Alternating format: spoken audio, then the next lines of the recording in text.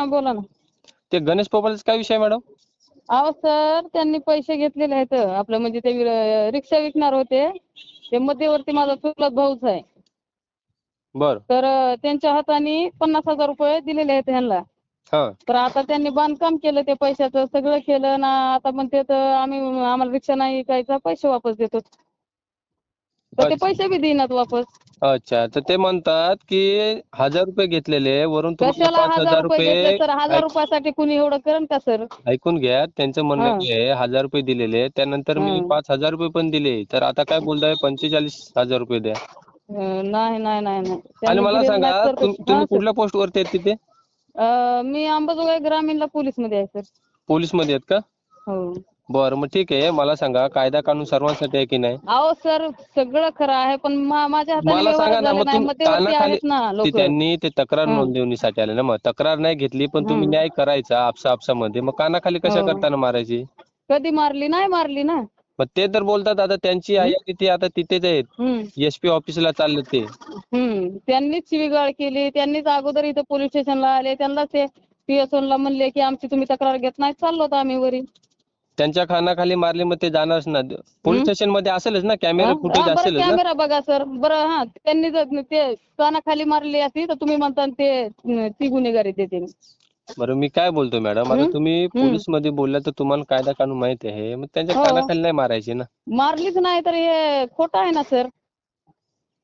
खोटं बोलतोय का ते? असं बोलतोय का तुम्ही? हा. मग ते कसं काय कानाखाली बोलतात? मारलीच नाही मी. बरं कुठं लागलंय त्याला दाखवा म्हणावा. आपण मेडिकल करू म्हणावं कुठं लागलंय ते. असं बोलतोय तो. हा? आणि काहीतरी पैसे घेऊन खोटं बोलायचं, पुन्हा 4 दिवसांनी देतो, 8 दिवसांनी देतो. मग व्यवहार कशाला करायचा सर? सांगा बरं तुम्ही. बरं, तुमचा व्यवहार कसा झालता? चेकने झालता का? चटणी नाही, असे ते आता ते लाईनवर आहेत आपलं, ते घेऊ का त्यांना लाईनवर? माझा चुलत भाऊच आहे, त्यांच्या हाताने व्यवहार झालेला आहे. हे रिक्षा विकणार होते, ते मला चलत नाही, मला इटभट्टीवर कामाला जायचंय, मला घर बांधायचंय. अच्छा अच्छा, मी काय बोलतोय मॅडम, हॅलो. हा सर. आता आपसामध्ये विषय मोठा झालेला हा, बरोबर, पर्सनल मॅटर आहे, बरोबर. हो, मग ते पर्सनली पोलीस आहे ना. स्टेशन मध्ये जाणं, हे करणं, हानमार करणं, हे चुकीचं आहे होतं मॅडम. अहो सर, हानमार केलीच नाही त्यांना, काहीच नाही. आता पैसे बी मागून आहेत, आता त्यांना ऑटो बी द्यायचं नाही. पुन्हा 8 दिवसांनी देतो, 10 दिवसांनी म्हणतो. मग त्यांनी जर पैसे देऊन टाकले, आम्ही कशाला त्यांच्या दारात जाणार आणि कशाला त्यांना बोलणार आणि कशाला पैसे मागणार? सांगा बरं. बरं ठीक आहे, मी काय बोलतो मॅडम, हॅलो. हा सर बोला. मी आता काही तिथे SP ऑफिसला काय फोन करत नाही. आपसात विषय काय आहे ना, तो मिटून घ्या, कारण का ती पण गरीब माणसं आहेत. जसा विषय प्रेमाने झाला ना, तसा आम्ही विषय बी मिटून पोलीस घ्या. स्टेशनलाच आहोत तर आता त्यांनाच, त्यांच्या इमानदारीनं त्यांनाच विचारा, म्हणा पैसे घेतलेले आहेत का नाहीत तुम्ही? ते ठीक आहे मॅडम, आता तुमच्याकडे पण पुरावे नाही आहेत आणि ते बोलतायत, बरोबर. आता तुम्ही बोलताय तुमच्या भावाने व्यवहार केला, बरोबर. मी ह्यांना मागणार नाही. जे मध्यवर्ती माणूस आहे त्यांना तर मागणार ना मी पैसे. हा, ते बरोबर आहे मग मॅडम. तो मध्यवर्ती माणूस ह्यांना कसा सोडेल? सांगा बरं तुम्ही. ते विषय बरोबर आहे मॅडम, पण यामध्ये कसं शिवीगाळ करणं, प्रत्येकाच्या म्हणजे इज्जतीवर जाणं, हाणमार करणं, हा योग्य मार्ग नसतो का? तुम्ही आम्ही सांगा इथं ना. पोलीस स्टेशनलाच आहोत ना, पोलीस स्टेशनलाच आहे तिथे. अच्छा ठीक आहे, मी काय बोलतो मॅडम, हॅलो. हा. विषय ना तो आपसात मिटून घ्या. मग आपसात मग त्यांना तुम्ही समजून सांगा की त्यांचा काय व्यवहार आहे ते तुम्ही निपटा. आम्ही जर पुन्हा त्यांना बोललो तर हे नंबर तुमचा सेव्ह करून घेते मी. पुन्हा तुम्हीच मला बोला की मॅडम तुम्ही तुमचे पैसे दिल्यानंतर कसं काय बोललात तुम्ही? पण मॅडम मला आजच्या आज सांगा, आता पण पैसे देऊन टाका तो तुम्ही. व्यक्ती आणि आई व्यवहार खलास. बोलते की फक्त 1,000 रुपये घेतले, त्यानंतर 1,000 5,000 रुपयासाठी दिले, सर, तर तुम्ही बोलता की कुणी 5,000 दिले? फक्त व्याजच झालाय, असं बोलतोय तो व्यक्ती. कुणी दिले 5,000? कुणाला दिले म्हणावं पण तुम्ही पैसे?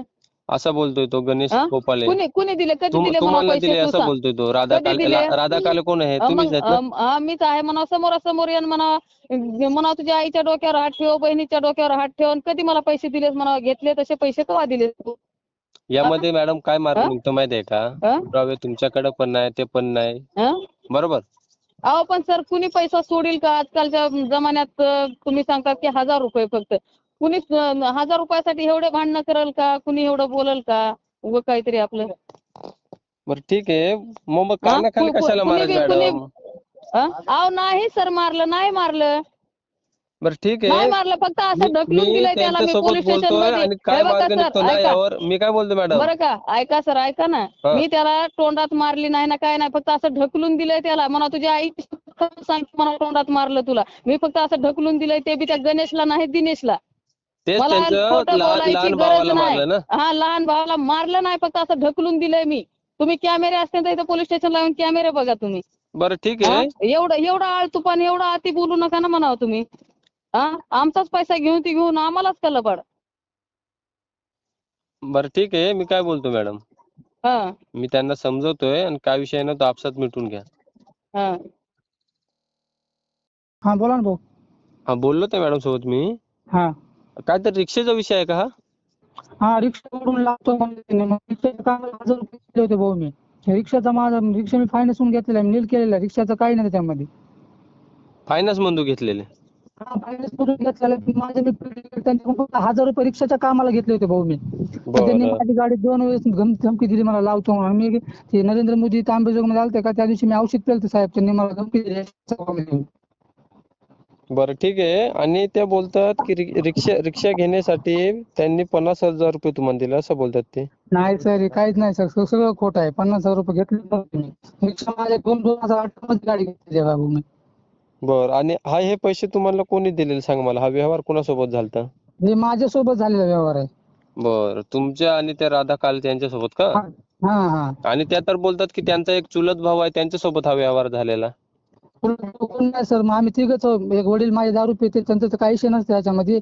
मी 2 भाऊ आहोत, आम्ही दोघंच काम करतो. आई कधी मध्ये कामाला जाते या. बरं ठीक आहे, मी काय बोलतो, हॅलो, हा बोला ना. कंप्लेंट करत काय आता बसू नका. मी पण त्यांना चांगलं झाडलंय त्या मॅडमना.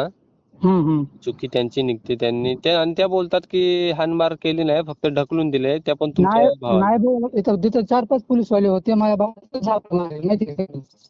अच्छा अच्छा, मी पण त्यांना चांगलं धाडलंय. मी काय बोलतोय, हॅलो, हा बोला ना. पोलीस कंप्लेंट करत बसू नका. पोलीस स्टेशनचं बोलले ना तर न्याय तर लवकर भेटणार नाही, पण तुमचं फेऱ्या मारून पैसे वगैरे खूप जाणार. त्यामुळे कसं हा. आपसात मी मॅडमांना बोललोय, ते मॅडम बोलतो 50,000चा विषय आहे माझ्या चुलत भावाला. तर मी काय बोलतो, जसे घेतले ना तसं काय देणं घेणं असेल ते करून टाका. हम्म. आणि हे बघा, हॅलो, बोला ना भाऊ. दुसरी काय तुम्हाला दमदाटी वगैरे डबल केली ना त्या मॅडमांनी, हा हा. तर मला फोन करा. माझा नंबर आहे. त्या मॅडमांना मी चांगलं धाडलंय. काय टेन्शन घेऊ नका. पण पोलीस कंप्लेंट आता करत बसू नका विनाकारण, मग ते तुम्ही फसाल त्यामध्ये. बर बर. पोलीस स्टेशन ते मॅटर कसं लवकर मिटत नसतात, यामध्ये पोलीस पण जास्त सहकार्य करत नसतात. हो हो चालेल. हो भाऊ, त्यांनी आता माझ्या घरीच येणार ना? काय काय? माझ्या घरी येऊन आणखी ते संध्याकाळी तसं करते ना. नाही करणार.